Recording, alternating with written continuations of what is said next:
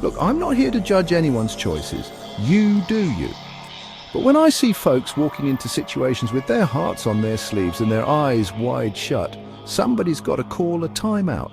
We're talking about the serious risks involved with marrying a bar girl from Angeles City. And trust me, this ain't about being a saint or a sinner. This is about protecting yourself, your heart, and your future from some harsh realities.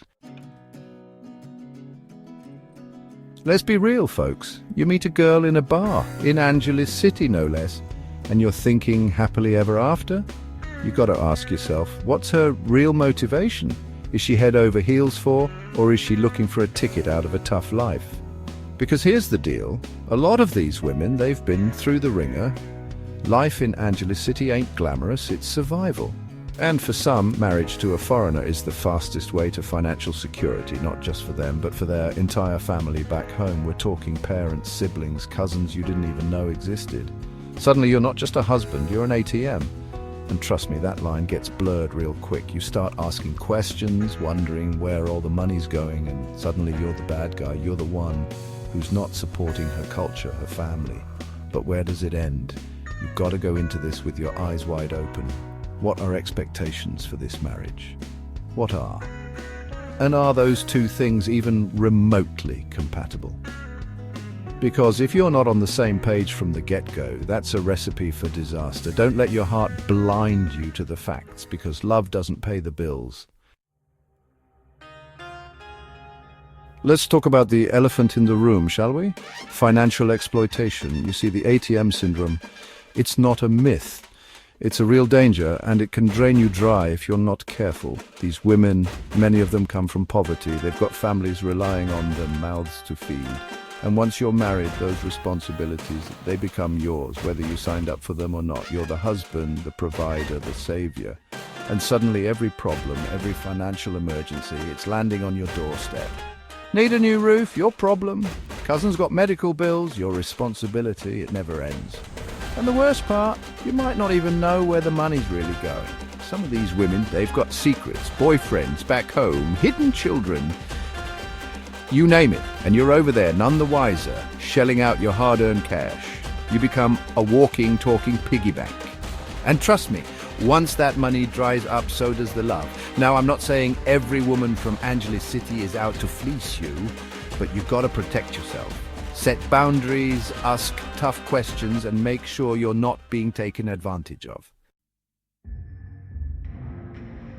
Let me tell you something, everybody's got a past, but when you're talking about marrying someone from a place like Angeles City, you've got to be extra careful. We're talking about a world of aliases, undocumented histories, and secrets that can come back to haunt you. Think about it. These women, they're working in bars using different names, maybe even lying about their age, and you think you really know who they are. What about their family, their background? Are they who they say they are? Or is it all a carefully constructed facade?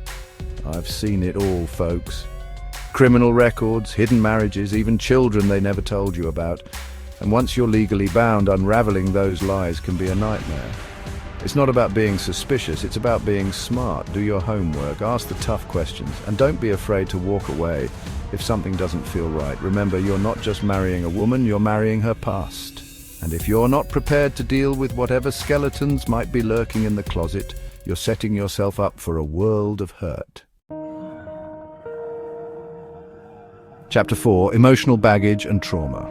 Look, let's not sugarcoat it. The life of a bar girl in Angeles City, it ain't easy. It takes a toll, leaves scars, both visible and invisible.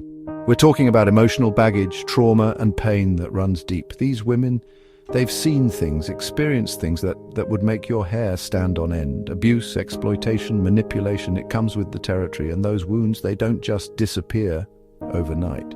You bring that kind of baggage into a marriage, it's going to rear its ugly head. We're talking about jealousy, insecurity, trust issues, the works. And if you're not prepared to deal with that, to be patient, understanding, even seek professional help, you're in for a bumpy ride. Love alone can't fix that kind of pain. It takes work, commitment, and a whole lot of empathy. So ask yourself, are you up for the challenge? Because ignoring the past doesn't make it go away. It just festers, grows stronger until it explodes. Chapter 5, Cultural Stigma. Let's be honest, folks. There's a stigma attached to marrying a bar girl, especially in a place like the Philippines. You might think love conquers all, but society, it can be a real buzzkill. We're talking about judgment, gossip, whispers behind your back, her family, even your friends. They might not understand. They might question her motives, your sanity, the whole shebang. And you're caught in the middle, trying to defend your love, your choices, while navigating a minefield of cultural expectations and disapproval. It can be isolating, frustrating, even downright hurtful. You got to ask yourself, are you prepared to deal with that kind of scrutiny? Can your relationship withstand the constant pressure from the outside world? Because love ain't always enough. Sometimes you need thick skin, a strong backbone, and an unwavering belief in your partner to weather the storm. And if you're not ready for that fight, that constant battle for acceptance, then maybe, just maybe, you're not ready for this kind of marriage. Chapter 6. Infidelity Risks. Look, nobody wants to think about infidelity, but when you're talking about marrying someone from the world of Angeles City bars, you've got to be realistic. The temptations, the opportunities, they're all around. These women, they're used to attention, to being desired, and once the honeymoon phase wears off, the reality of married life sets in. Well, let's just say it can be a rude awakening. The excitement, the allure of that old life, it can be hard to resist. And if the foundation of your relationship isn't rock solid, built on trust, respect, and genuine connection, the risk of infidelity skyrockets. I've seen it happen time and time again. The late-night calls, the secret rendezvous, the lies and deceit, it can tear a marriage apart faster than you can say "I do." So before you walk down the aisle, you've got to ask yourself, are you prepared to deal with that kind of betrayal? Can you handle the possibility of your wife returning to her old ways? Because love isn't always enough. Sometimes you need a strong dose of reality, a healthy dose of skepticism, and a whole lot of trust to make a marriage work. Chapter 7. Legal and visa complications. All right, let's talk about the legal maze that comes with marrying someone from Angeles City and bringing them back to your home country, because let me tell you, it ain't as simple as saying "I do." We're talking about visas, immigration, and a whole heap of paperwork that can make your head spin. First off, you've got to prove your marriage is the real deal, not just some sham for a green card. And trust me, the authorities, they've seen it all. So you better come prepared with more love letters than Romeo and Juliet. Then there's the cultural adjustment. Your wife's going to be dropped into a whole new world, new language, new customs, new way of life. And if she's not prepared for that, if she feels isolated or overwhelmed, it can put a real strain on your marriage. And what happens if things go south? Divorce is never pretty, but when you throw international borders and immigration laws into the mix, it gets messy. We're talking about legal battles, custody disputes, and enough financial headaches to last a lifetime. So before you hop on that plane, you better have all your ducks in a row. Talk to lawyers, immigration specialists, and make sure you understand the ins and outs of bringing a foreign spouse into your country. Because love might be blind, but the law sees everything. Chapter 8. Scams and Setups. Let's not beat around the bush. There are some bad actors out there, folks who prey on lonely hearts looking for love in all the wrong places. And sadly, Angeles City has its fair share of scams and setups that can leave you heartbroken, penniless, and wondering what the heck just hit you. We're talking about women who are masters of deception, spinning tales of woe and hardship, all designed to tug at your heartstrings and open your wallet. They'll shower you with affection, whisper sweet nothings, and make you believe you've found the one.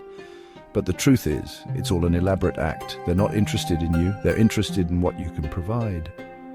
Money, gifts, a ticket out of their current situation. And once they've gotten what they want, they vanish faster than a plate of bar snacks on a Friday night. I've seen it happen to good people, folks who genuinely believed they'd found love. They lose their savings, their homes, their dignity, all because they let their emotions cloud their judgment. So here's the deal. Be careful who you trust. Don't be afraid to ask tough questions, to verify stories, to protect yourself financially. If it feels too good to be true, it probably is. Outro: protect yourself, protect your heart. Listen, I've seen it all in my years on this stage. And let me tell you, marrying a bar girl from Angeles City, it's a gamble, plain and simple. You might hit the jackpot, find true love and happiness. But you could also lose your shirt, your sanity, and everything in between. The point is, you got to go into this with your eyes wide open. Don't let your heart blind you to the risks. Do your homework, ask the tough questions, and protect yourself legally and financially, because when it comes to matters of the heart, it's always better to be safe than sorry.